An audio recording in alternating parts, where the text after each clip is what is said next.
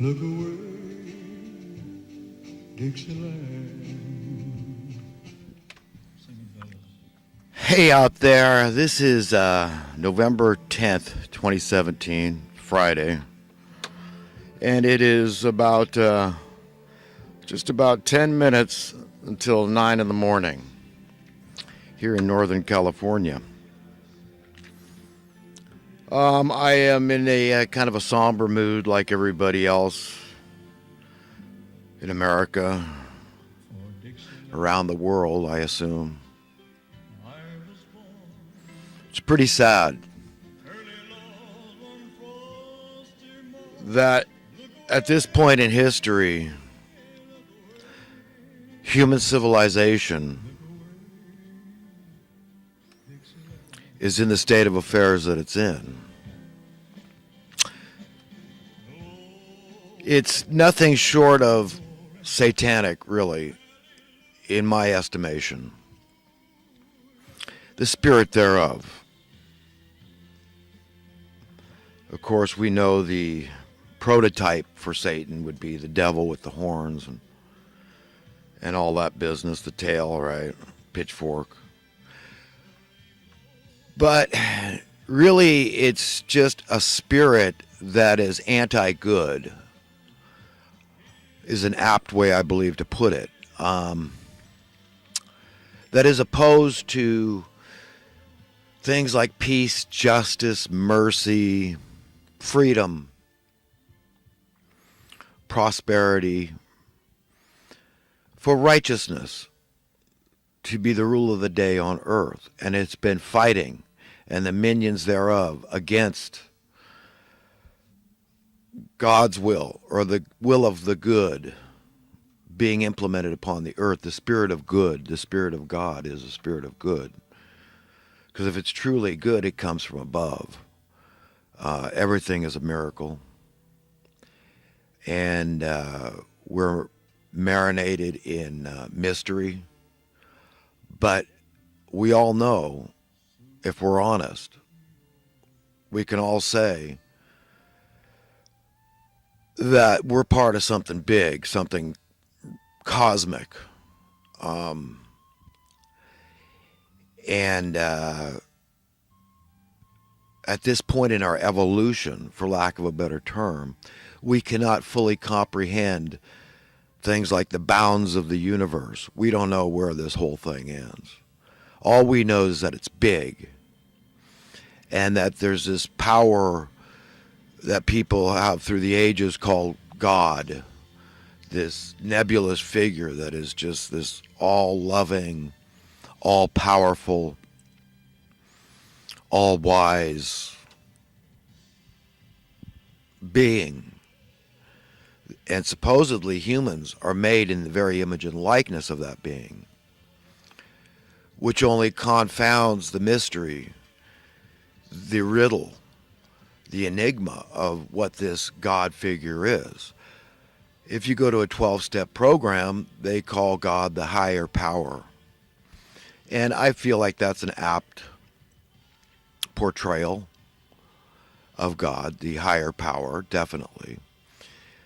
The idea that we can tune into a higher power that understands us, knows us, loves us, more than all the people that can know, love, and understand us, including ourselves, infinitely more, is imperative, I believe, to the well-being of a person's psyche, their spiritual welfare, their psychological welfare, their ability to contend and to cope in a mad world that has been tweaked for ages by this satanic force, the anti-good force, and the minions thereof that have been manipulating things. And they do it by force. Of course, we all know they lie and cheat and steal like they were falling off a log, okay?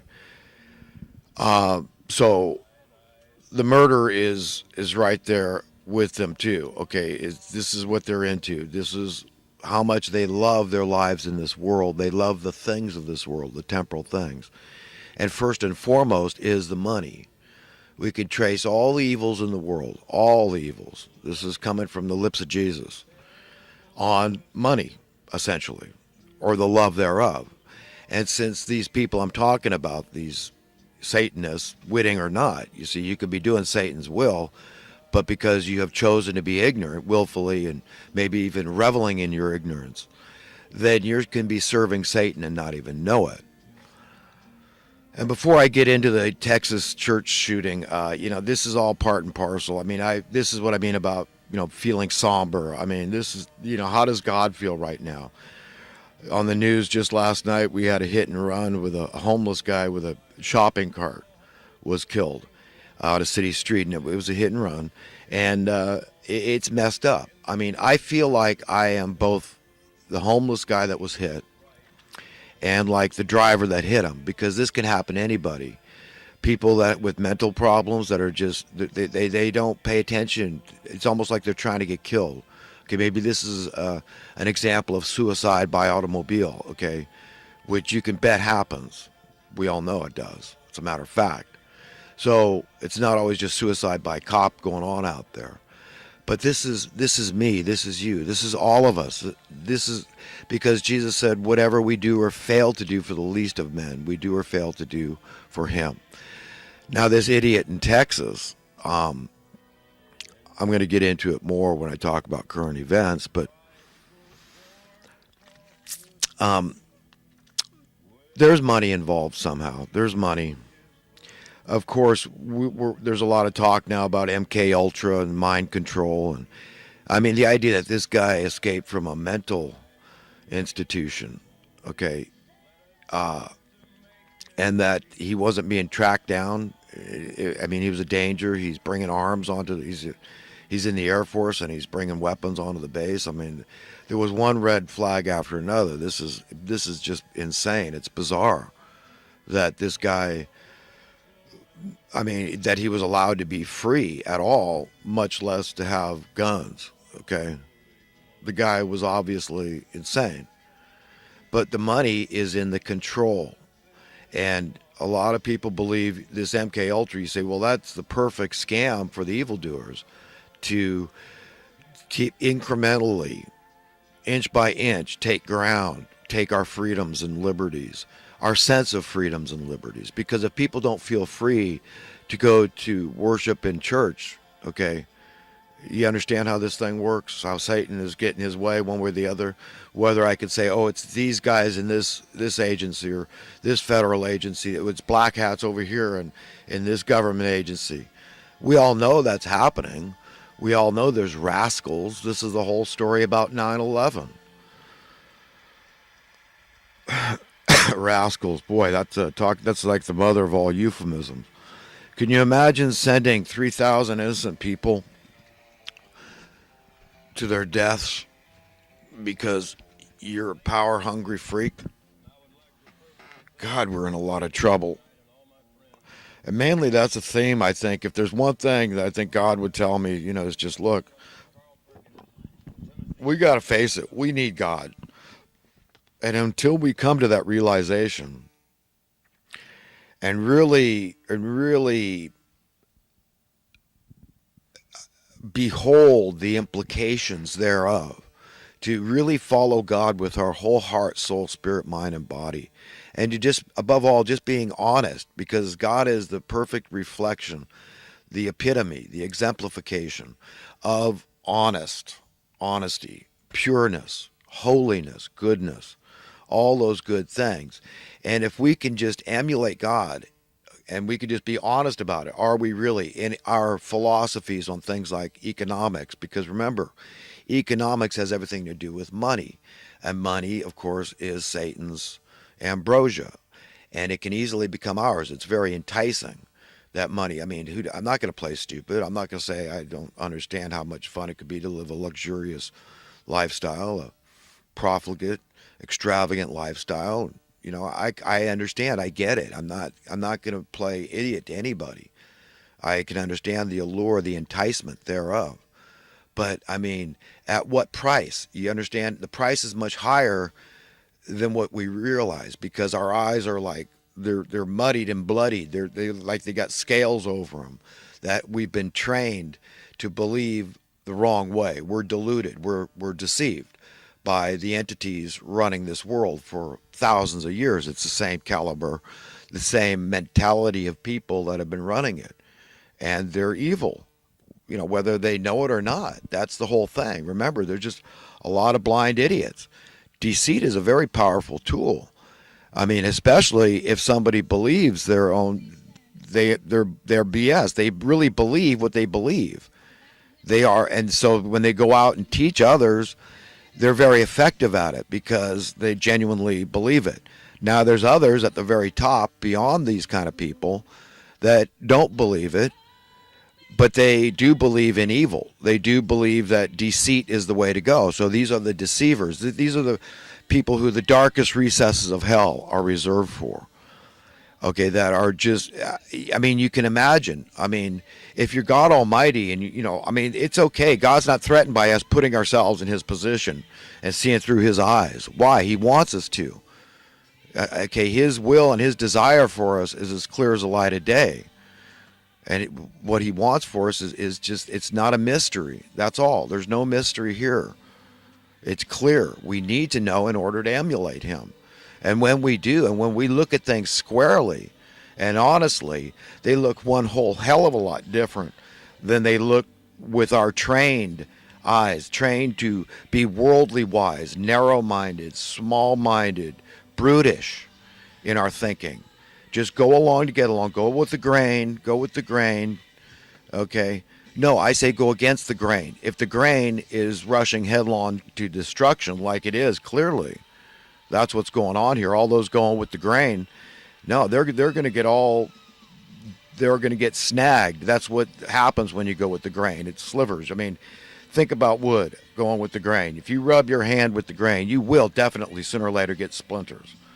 And that's what's happening here. They're going to get snagged in the net of truth. That's it. They're being exposed, and it's going to get hotter and hotter in the kitchen. They're going to be more and more exposed, like the weeds having to mature and grow up. They've got to go one way or the other. They can morph. They've got a chance to morph. If they just have a little bit of faith, they can turn to God and be forgiven their miserable sins, even murder. God's incredible. His mercy reaches into the heavens. So I'm not going to judge anybody in the sense that I'm going to condemn them. With the measure I judge others, I too shall be judged. And I've, in all honesty, I've wished lightning bolts would hit people. How many times I wish God would destroy the evildoers with pinpoint accuracy? Just get those guys that he knows aren't going to repent. At least go after them. And yes, I mean, am I a murderer in the sight of God because of that? Because I'm not holding out the olive leaf and being like a big puppy dog and letting them. We don't want to throw our pearls before swine. If somebody's bent on being evil, we've got to let them be evil. But we've got to warn them so the blood is not on our hands of their salvation as they go to hell. They go to those darkest recesses of hell. I don't want that on my head, my hands. It's a metaphor, right? You don't want their guilty conscience on yours because you didn't warn them. So that's really what I need to do. It's not so much, oh, God, please destroy the evildoers, okay? No, it's more, God, please change their hearts if they're changeable. And if not, help me to contend with these people because these are men of violence, and I don't believe in violence. And I want a pure heart. I want to just be loving and kind and do what Jesus said and love my enemies. And so, help me walk this tightrope. So only God can give us that kind of wherewithal. It's a mystery. It's like walking on the water. It's like you're constantly getting surgery. It's not pleasant because good people are hated. When you stand up for righteousness and justice and mercy and all good things, okay, all good things, every good quality, characteristic, and attribute, okay, when you stand up for any and all of those things or combination thereof, you're hated by the world, the establishment. Okay, that's it, because the establishment is established on evil precepts and principles and ideologies that can't work. I mean, these people that keep on imposing, this pseudo-capitalism, it's bull crap, okay? And then we got people acting like it's a mystery why we got these communists out there And it's like, dude, they're working together. Don't you understand? They're dividing us. This is a satanic ploy, a method, MO. Okay, modus operandi, method of operation. This is how he works. It's dividing us. But in all honesty, I mean, you can't say capitalism is working. Right now, for decades, it's been behaving like a pyramid scheme. And I don't want to play this stinking game. And I don't blame anybody that doesn't want to play this stinking game. It's rigged. I don't want to play a rigged game.